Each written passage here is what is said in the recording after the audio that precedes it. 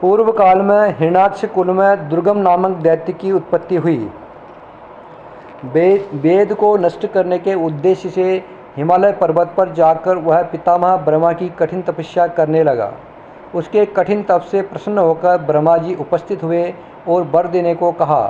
तब दुर्गम दैत्य ने सावधान होकर कहा, हे पितामह, आप मुझे वर देना चाहते हैं तो यह वर दीजिए कि मैं देवताओं को आसानी से परास्त कर सकूं और संपूर्ण वेद मुझे प्रदान करे। ब्रह्मा जी ने दुर्गम को वेद दे दिया और देवताओं को परास्त करने का वरदान देकर अपने स्थान को चले गए। दुर्गम के हाथों में वेद चले जाने से पृथ्वी पर ब्राह्मण एवं अन्य लोग संध्या बंदन, जप तप, नित्य होम एवं पूजा पाठ करना भूल गए। चारों ओर घोर अनर्थ फैल गया। देवताओं को हवि का भाग मिलना बंद हो गया, अर्थात यज्ञ का भाग मिलना बंद हो गया, जिससे उनकी शक्ति क्षीण होने लगी और दैत्य शक्तिशाली हो गए। दुर्गम ने देवराज इंद्र से उनकी अमरावती छीन ली। हवन आदि न होने से वर्षा होनी बंद होगी, जिससे नदी, नाले, पेयजल वाली बावड़ियाँ, तालाब, पोखरे आदि सूख गए। वर्षों तक वर्षा न होने के कारण जीव जंतु प्यासे मरने लगे। भीषण अकाल से त्रस्त होकर ब्राह्मणों ने भगवती जगदम्बा की शरण ली। उनकी विनती करते हुए कहने लगे, हे मातेश्वरी, हम तुम्हारी शरण में हैं, हमारी रक्षा करो। हे पालनहार माता, हम तुम्हारे बालक भूख और प्यास से तड़प रहे हैं। ऐसी स्थिति में हमें आपके चरणों के सिवा और कुछ दिखाई नहीं दे रहा है। ब्राह्मणों की पुकार सुनकर भगवती ने ब्राह्मणों को दर्शन दिया। उस समय उनके हाथों में धनुष बाण, कमल पुष्प, शाक एवं सुंदर फल शोभायमान हो रहे थे।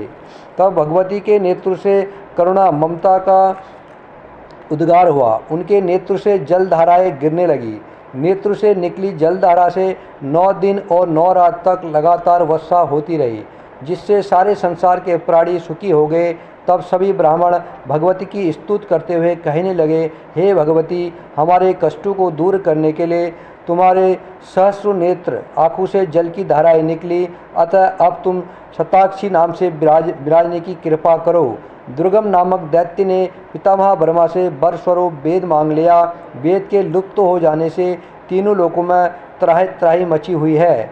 तुम दुर्गम दैत्य से वेद छीन लेने की कृपा करो।